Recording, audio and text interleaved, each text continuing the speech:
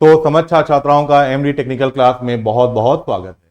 तो स्टूडेंट, अगर आप इलेक्ट्रिकल इंजीनियरिंग से या तो आपने डिप्लोमा कर रखा है या आप बीटेक कर रखा है या आप फाइनल ईयर का एग्जाम अभी जो चल रहा है, आप फाइनल ईयर में हैं और सेमेस्टर के एग्जाम दे रहे हैं इस वक्त, तो अगर आप एसएससी के जरिए जूनियर इंजीनियर बनना चाहते हैं, कहने का मतलब अगर आप एसएससी जेई एग्जामिनेशन को टारगेट किए हैं, ठीक है, तो आपको नॉन टेक्निकल सब्जेक्ट का जो सिलेबस है वो तो पता होना ही चाहिए।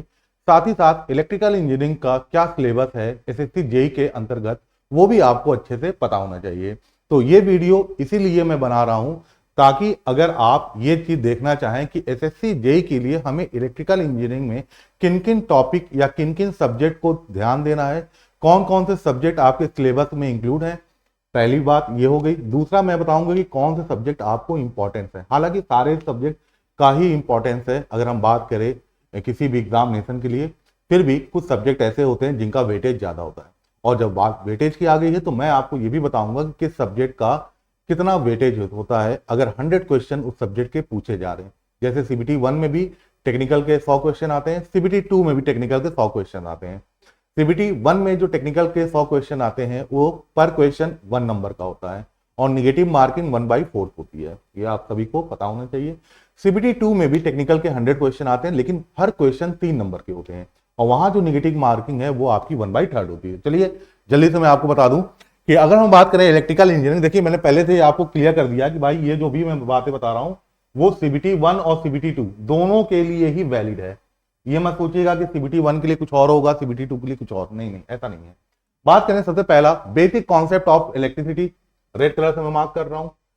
सर्किट लॉ, सर्किट लॉ का मतलब जहां आप केवीएल केसीएल इन सारे बातों को पढ़ते हैं, है ना, जितने भी थ्योरम्स हैं सारे इसी के अंतर्गत आते हैं। बेसिक कॉन्सेप्ट ऑफ इलेक्ट्रिसिटी में आप एटॉमिक स्ट्रक्चर से स्टार्ट करते हैं जहां आप फ्री इलेक्ट्रॉन, बैलेंस इलेक्ट्रॉन, इन सब चीजों के बारे में, चार्ज क्या होता है, पोटेंशियल क्या होता है, एनर्जी क्या होता है, इनके बारे में हम देखते हैं, ठीक है। फिर इनके बाद हम पढ़ते हैं भाई एसी फंडामेंटल, ठीक है ना। अब आप कहेंगे सर जी एसी फंडामेंटल का मतलब, एसी फंडामेंटल में जैसे आपको average value, RMS value, AC quantity की फेजर डायग्राम, ये सब चीजें इसी में पढ़ाई जाती हैं। यहीं आप सिंगल फेज एसी सर्किट भी पढ़ते हैं और यहीं पास आप 3 फेज एसी सर्किट भी पढ़ते हैं, ठीक है ना। तो अगर मोटा मोटा मैं बोलूं तो, और फिर उसके बाद आ जाता है भाई मैग्नेटिक सर्किट। तो मैग्नेटिक सर्किट में ध्यान देना है आपको, पहले तो पूरा मैग्नेटिज्म पढ़ना है, फिर यहां हम मैग्नेटिक मटेरियल के बारे में बात करते हैं। तो कहने का मतलब अगर कोई कहे कि जैसे आप लोग एक सब्जेक्ट होता है इंजीनियरिंग मटेरियल्स, है ना, तो इंजीनियरिंग मटेरियल्स में के बहुत से टॉपिक ऐसे हैं जो कि आप मैग्नेटिक सर्किट में ही, मैग्नेटिक मटेरियल के ही कंटेंट या टॉपिक में पढ़ लेते हैं, ठीक है। तो अगर हम स्टार्टिंग की इन चारों पॉइंट टॉपिक की बात करें तो ये आपके एक ही सब्जेक्ट के अंतर्गत आ जाता है, वो होता है आपका बेसिक इलेक्ट्रिकल, जिसे आप किस नाम से पढ़ते हो डिप्लोमा या बीटेक में, बेसिक इलेक्ट्रिकल इंजीनियरिंग से, है ना। तो बेसिक इलेक्ट्रिकल इंजीनियरिंग के अंदर आपके बेसिक कॉन्सेप्ट ऑफ इलेक्ट्रिसिटी भी आ जाएगा, सर्किट लॉ आ गया, एसी फंडामेंटल आ गया। ध्यान रखिएगा एसी फंडामेंटल में आपके सिंगल फेज और 3 फेज सभी एसी कॉन्सेप्ट और सर्किट इंक्लूड है, ठीक है। मैग्नेटिक सर्किट अभी बताया मैंने क्या क्या करना है। अब बात समझिएगा, तो पहला ये सब्जेक्ट हो गया। देखिए मोटे मोटे 6 सब्जेक्ट होते हैं, तो पहला तो आपका बेसिक इलेक्ट्रिकल इंजीनियरिंग हो गया जो मैंने बता दिया। फिर अगला आपका जो सब्जेक्ट होता है, मैं कलर अगर चेंज कर दूं तो वो है भाई आपका दूसरे नंबर का ये सब्जेक्ट है मेजरमेंट एंड मेजरिंग इंस्ट्रूमेंट। अलग अलग, जैसे अगर आप बीटेक कर रहे हैं तो इमामी नाम से बुक आती है, आप लोग पढ़ेंगे electrical measurement and measuring instrument. Diploma के बच्चे इसको मापन या मेजरमेंट से ही पढ़ते हैं। तो सेकेंड आपका जो सब्जेक्ट है वो है भैया मापन या मेजरमेंट का, ठीक है। अब बात करते हैं जरा मशीन की। थर्ड जो सबसे इंपॉर्टेंट सब्जेक्ट है आपका अभी, वो है आपका इलेक्ट्रिकल मशीन। तो देखिए यहां पर लिखा हुआ है पहला इलेक्ट्रिकल मशीन, और यहां पर भी देखिए सिंक्रोनस मोटर लिखा है, और यहां देखिए fractional kilowatt motor and single phase induction motor. तो ये जो तीनों मैंने दिखाए हैं ना, ये तीनों आपके किसके अंतर्गत आ जाते हैं भाई, ये तीनों आपके इलेक्ट्रिकल मशीन के ही अंतर्गत आ जाते हैं। यानी कि तीसरा जो आपका सब्जेक्ट हुआ वो है इलेक्ट्रिकल मशीन। क्लियर हो रहा, पहला बेसिक इलेक्ट्रिकल इंजीनियरिंग, दूसरा आपका मेजरमेंट, तीसरा आपका जो है वो है इलेक्ट्रिकल मशीन। इलेक्ट्रिकल मशीन काफी बढ़िया सब्जेक्ट है और काफी इंपॉर्टेंट है, क्योंकि यहां से बड़े कॉन्सेप्चुअल टाइप के क्वेश्चन जो कि सीबीटी 1 में स्टेटमेंट वाइज जो क्वेश्चन आते हैं, ठीक है ना, उनके लिए बड़ा महत्वपूर्ण है। फिर बात करते हैं आप पावर सिस्टम की तरफ चलते हैं। तो पावर सिस्टम में देखिए ये जो आप देख रहे हैं, अगर मैं कलर चेंज करूं तो ब्लैक कलर से दिखाता हूं।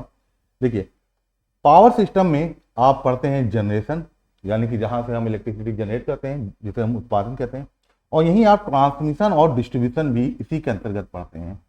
तो कहने का मतलब पावर सिस्टम में आपका जनरेशन, ट्रांसमिशन, डिस्ट्रीब्यूशन, ध्यान रखिएगा पावर सिस्टम में ही के अंतर्गत आप लोग को फॉल्ट भी पढ़ना होता है, सर्किट ब्रेकर भी पढ़ना होता है, ठीक है ना। तो ये सारी बातें आप ध्यान रखिएगा कि पावर सिस्टम में एक्चुअल में 4 पॉइंट होते हैं। कौन कौन से?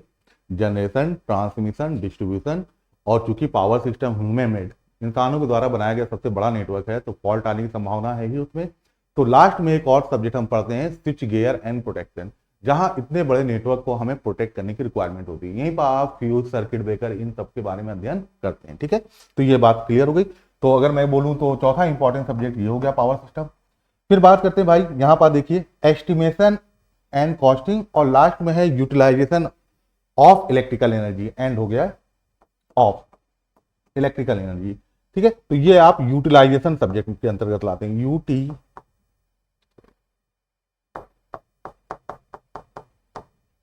यूटिलाइजेशन सब्जेक्ट में हम इसको डील करते हैं। तो ये हो गया आपका 5वां सब्जेक्ट। और लास्ट में जो बेसिक इलेक्ट्रॉनिक्स है, ठीक है ना, बेसिक इलेक्ट्रॉनिक्स में आप लोग को भाई क्या कहते हैं, सेमीकंडक्टर फिजिक्स, जहां आप लोग को बताया जाता है कितने टाइप के सेमीकंडक्टर होते हैं, पी टाइप क्या होता है, एन टाइप क्या होता है, पोटेंशियल बैरियर क्या होता है, डिप्लेशन लेयर क्या होते हैं, है ना। और फिर डायोड पढ़ाए जाते हैं, फिर टाइप्स ऑफ डायोड पढ़ाए जाते हैं, फिर ट्रांजिस्टर, फिर यही मॉसफेट फेट, इनके बारे में पढ़ते हैं, ठीक है।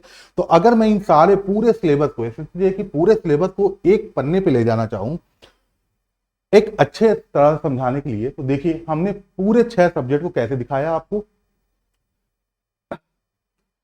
यहां पर देखिए सबसे पहला है आपका बेसिक इलेक्ट्रिकल इंजीनियरिंग, ठीक है ना। इसके अंतर्गत और सबसे ज्यादा वेटेज यही रखता है सब्जेक्ट, और यह कितना नंबर तक आता है, अब यह मार्क्स नहीं, यहां मैं बोल देता हूं number of question, number of question, है ना, क्वेश्चन की बात कर रहा हूं, CBT 1 CBT 2 दोनों के लिए लगभग बेटा 100 में 24 से 27 क्वेश्चन आपके बेसिक इलेक्ट्रिकल इंजीनियरिंग से आते हैं। यानी कि एक अच्छा खासा वेटेज है आपका बेसिक इलेक्ट्रिकल इंजीनियरिंग। और सबसे इंपॉर्टेंट इसलिए भी है, बस इसलिए नहीं कि इसमें मार्क्स मतलब कहते हैं यार सोचो कहाँ 30 क्वेश्चन आ रहे हैं 100 में, तो इसलिए इंपॉर्टेंट ना।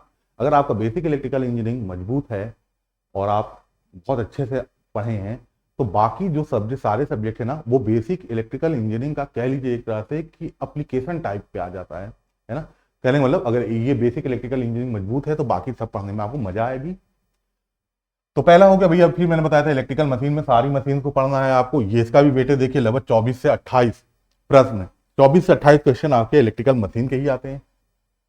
फिर बात करते हैं पावर सिस्टम की। पावर सिस्टम में भैया सब आ जाते हैं, जनरेशन, ट्रांसमिशन, डिस्ट्रीब्यूशन और प्रोटेक्शन, ठीक है ना। तो पावर सिस्टम से लगभग 28 से 22, कभी कभी ऐसा भी होता है भैया 25 क्वेश्चन तक भी आ जाते हैं। तो जरा देखो पहले शुरू के 3 subject, basic electrical engineering, electrical machine और पावर सिस्टम, लगभग यहीं से आपके 75% क्वेश्चन, है ना, 75% क्वेश्चन यहीं से आ रहे हैं।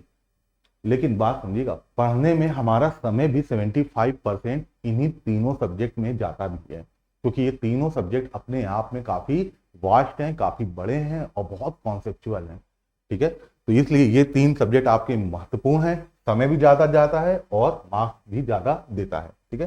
फिर बात करते हैं, हमने देखे यहाँ पर यूटिलाइजेशन ऑफ इलेक्ट्रिकल एनर्जी और एस्टिमेशन कॉस्टिंग को एक कर दिया है। तो चौथा आपका सब्जेक्ट हो जाएगा यूटिलाइजेशन, जो आपको 9 से यानी कि 9 से 13 क्वेश्चन यहां से बनते हैं, ठीक है, 4 क्वेश्चन हो गए। फिर बात करते हैं मेजरमेंट और मेजरिंग इंस्ट्रूमेंट की। तो यहां से भी आपके लगभग 6 से 7 या 6 से 9 क्वेश्चन तक भी आए हुए हैं आपके मेजरमेंट से। और सबसे आखिरी में बात करें तो बेसिक इलेक्ट्रॉनिक्स से भी आपके 6 से 9 क्वेश्चन पूछे गए हैं। तो एसएससी जेई को अगर आप टारगेट कर रहे हो तो इतने सब्जेक्ट पढ़ना आपके लिए सफिशियंट है। याद रखिएगा ऊपर के शुरू के जो 3 सब्जेक्ट हैं, जैसे कि मैंने बताया basic electrical engineering, electrical machine और पावर सिस्टम, हालांकि आप देख रहे हैं 75% यहीं से क्वेश्चन आ रहे हैं, लेकिन सारा समय पढ़ने में लगभग इसी पे जाता है, क्योंकि ये जो नीचे के टॉपिक है ना, चाहे यूटिलाइजेशन की बात करें, चाहे बेसिक इलेक्ट्रॉनिक्स की बात करें, चाहे हम मेजरमेंट की बात करें, ठीक है ना, ये बहुत टाइम भी नहीं लेते हैं, है ना। तो इसका मतलब ये भी बहुत महत्वपूर्ण है, ठीक है, इतनी बात समझे। अब जल्दी से मैं बता दूं आपको, क्योंकि ये टेक्निकल का है पूरा सिलेबस, तो नॉन टेक्निकल भी आपको एक आइडिया होना चाहिए, बहुत ज्यादा नहीं लेकिन थोड़ा बहुत तो। अब बात करते हैं नॉन टेक्निकल की। देखो नॉन टेक्निकल का जो पोर्शन है वो आपकी CBT 1 में आएगा भाई, ध्यान रखिएगा CBT 1 में। कितने क्वेश्चन आते हैं? 100 क्वेश्चन। पर क्वेश्चन 1 नंबर का होता है, तो हम बोल सकते हैं भाई कि लगभग 100 मार्क्स के क्वेश्चन आपके नॉन टेक्निकल से आते हैं, 100 मार्क्स के CBT 1 में। अब नॉन टेक्निकल में कौन कौन से भाई सब्जेक्ट हैं? तो जैसे रीजनिंग 50 मार्क्स कह लीजिए या क्वेश्चन कह लीजिए, क्योंकि हर क्वेश्चन 1 नंबर का है। फिर अगर मैं बात करूं GS की, जनरल स्टडीज की, तो जनरल स्टडी में आपके ये तीनों पॉइंट आ जाते हैं। करंट अफेयर 16 से 18 नंबर लगभग आएंगे, जीके जनरल नॉलेज लगभग 15 क्वेश्चन आएंगे, लगभग आते हैं। और साइंस जिसमें आप फिजिक्स, केमिस्ट्री और बायो को इंक्लूड करते हो, लगभग 12 से 15 क्वेश्चन आएंगे। ठीक है छात्रों, तो ये एक आपका पूरा इलेक्ट्रिकल इंजीनियरिंग से अगर आप हैं डिप्लोमा या बीटेक और आप SSC JEE को टारगेट कर रहे हो, तो ये सिलेबस पूरा आपको पढ़ना है। मोटा मोटा समझिएगा, इलेक्ट्रिकल के 6 सब्जेक्ट हैं जो मैंने आपको पिछले स्लाइड में दिखाया था, और नॉन टेक्निकल के ये आपके ये पॉइंट हैं। ठीक है ना? तो अगर आप अच्छे तैयारी करेंगे धैर्य से, ईमानदारी से और थोड़ा सा पॉजिटिव वे में, तो आपका सिलेक्शन अच्छे तरीके से मतलब 100% होने की संभावना रहेगी। तो मेरी तरफ से आप लोग को बहुत बहुत शुभकामनाएं।